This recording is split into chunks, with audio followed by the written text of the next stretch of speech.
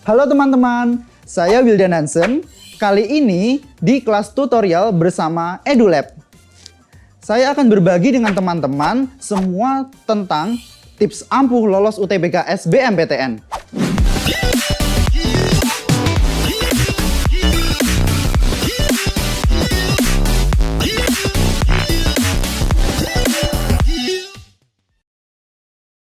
UTBK SBMPTN adalah salah satu tes masuk perguruan tinggi negeri dengan mengerjakan soal-soal dari materi kelas 10 sampai dengan kelas 12. Untuk soal UTBK itu ada dua tipe, TPS dan juga TKA. Untuk yang TKA, kalian sudah pelajari nih mulai dari kelas 10 sampai dengan kelas 12. Oke, untuk tips yang Kak Hans bagikan kali ini akan berbeda-beda mungkin untuk kalian. Karena bagi kami, kalian itu unik. Tapi Kak Hans punya tips dasar untuk kalian agar bisa dikembangkan sesuai dengan keunikan belajar kalian. Yang pertama, kenali jurusan. Banyak kejadian di mana terkadang siswa itu belum sadar apakah jurusan yang dipilih itu sudah sesuai dengan bakatnya. Bahkan ada yang sampai sudah kuliah selama 1 tahun, tapi di tahun keduanya dia ikut SBMPTN lagi. Dia sudah menyia-nyiakan 1 tahun pertamanya di perkuliahan. Nah, untuk mengatasi hal tersebut lalu gimana dong?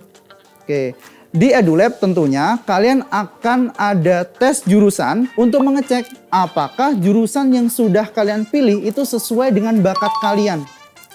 Jika ternyata hasil dari tes jurusan tersebut kalian harus lintas jurusan, maka saran dari kami, kalian harus belajar 2 kali lebih kuat daripada siswa yang mungkin sudah sesuai dengan jurusan itu.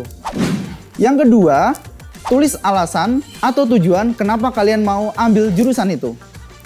Ketika keadaan pandemi ini, banyak dari kalian yang masih terbayang-bayang pembelajaran tatap muka dilakukan. Dan kadang mempengaruhi mood untuk belajar. Kami sebagai lembaga konsultan pendidikan akan membantu mencarikan kunci untuk kalian sendiri membangkitkan semangat belajar melalui trik motivasi mandiri atau dengan program dari EduLab. Untuk motivasi mandiri, kalian harus tahu dulu alasan kalian mau ambil jurusan tersebut itu apa. Apakah karena orang tua? Atau karena itu cita-cita kalian? Atau mungkin itu karena passion kalian? Yang terpenting jangan sampai itu cuma sebagai alasan saja. Catat di notes gawai kalian, kemudian tempel juga di meja belajar kalian. Itu akan menjadi penyemangat buat kalian untuk mendobrak keterbatasan ketika pembelajaran di pandemi ini. Nah, bisa juga nih kalian mungkin cari informasi dari alumni-alumni mungkin di salah satu PTN, terutama di UNESA mungkin. Atau bisa juga kalian ikut program talk show dengan alumni dari EduLab yang sudah diterima di PTN impian kalian. Nah, lalu bagaimana sih cara agar bisa memanajemen waktu untuk pembelajaran UTBK SBMPTN? 1. Waktu kalian terbatas. Lakukan dengan SDC. Apa sih itu SDC? S adalah soal. Artinya, kerjakan soal-soal latihan UTBK dan kalian harus yakin nih, kalian pasti bisa mengerjakannya. Karena kalian pasti sudah dapat materi itu mulai dari kelas 10 sampai dengan kelas 12. Kemudian D, diskusi. Diskusi ini kami sarankan dengan mungkin secara kelompok kecil saja atau biasa disebut dengan small class. Agar kalian mungkin yang malu mengungkapkan pendapat itu lebih pede aja dan merasa lebih paham. Kalau bisa dengan 1 geng kalian saja. Kenapa sih harus 1 geng? Ketika pembelajaran di pandemi seperti ini pasti agak beresiko untuk bertemu orang-orang yang baru setiap hari. Maka dari itu lebih amannya kalian bertemu dengan teman 1 geng kalian. Untuk itu EduLab bisa membantu kalian untuk memahami konsep-konsep dasar dalam mengerjakan latihan soal. Kenapa sih Mas harus konsep dasar? Ini terjadi di pengalaman Kak Hans sendiri ketika dulu kelas 3 SMA. Kak Hans dapat rumus cepat. Mungkin rumus cepat itu dari teman Kak Hans. Nah, ternyata setelah Kak Hans coba di soal yang berbeda, penerapannya pun ternyata juga tidak sama. Jadi rumus cepatnya itu gagal. Bahkan Kak Hans juga pernah nih dulu di salah satu mapel yaitu kimia juga membuat rumus cepat sendiri. Ternyata di rumus cepat itu ketika soalnya berbeda konsepnya, maka kalau kita tidak tahu konsep awalnya, kita nanti akan salah. Maka dari itu jangan terlalu bergantung dengan rumus cepat. Oke, yang terakhir adalah C, catat. Catat hal-hal baru yang mungkin saja kalian baru ketahui atau kalian baru pahami. Bisa saja dengan mind map atau mungkin catatan yang berwarna. Nomor 2, perbanyak wawasan soal. Tips ini sangat berhasil jika dilakukan dengan prosedur SDC tadi.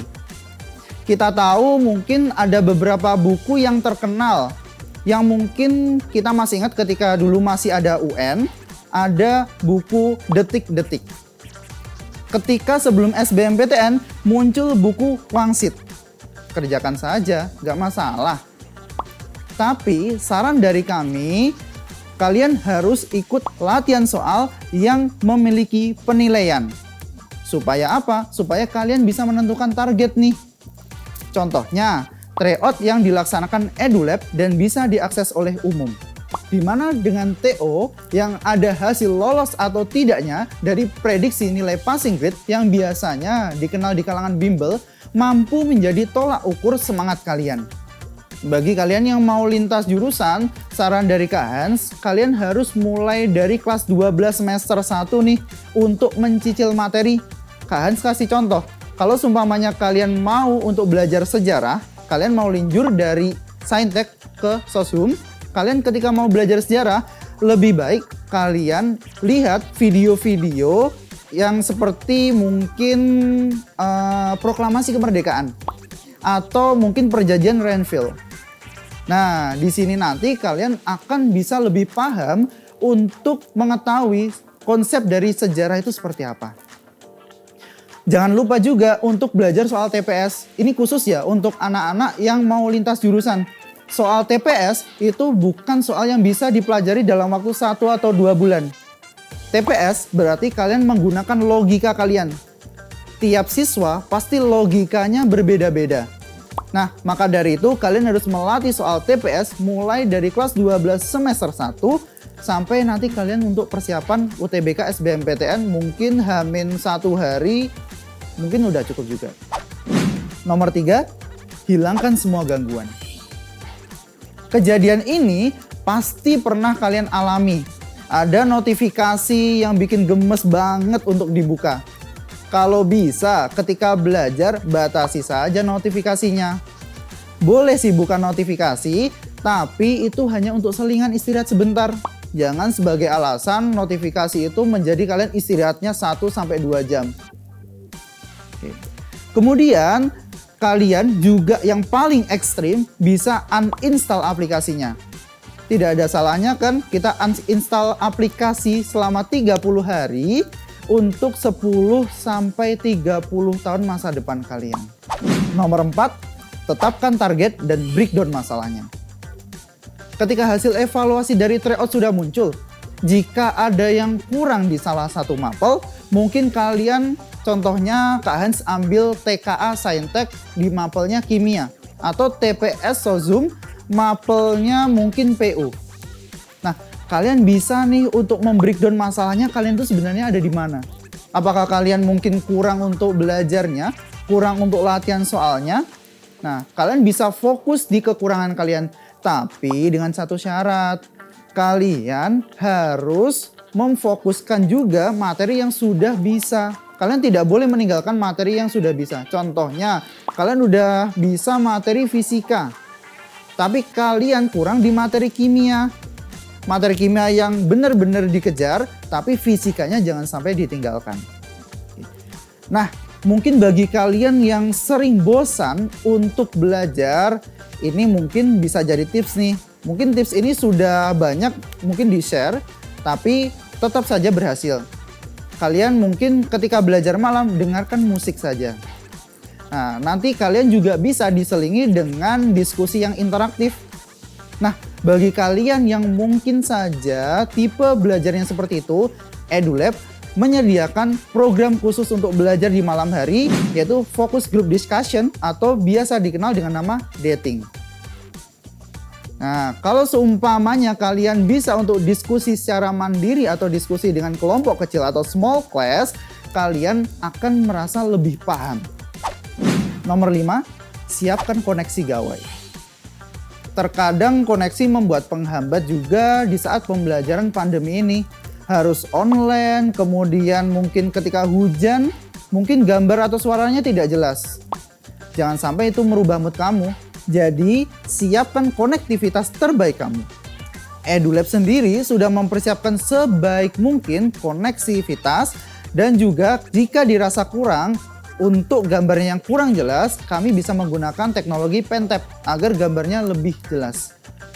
Yang harus diingat bahwa semua tips apapun tidak akan bekerja dengan maksimal jika tidak dipenuhi 2 syarat utama yang sudah Kak Hans jelaskan di awal tadi.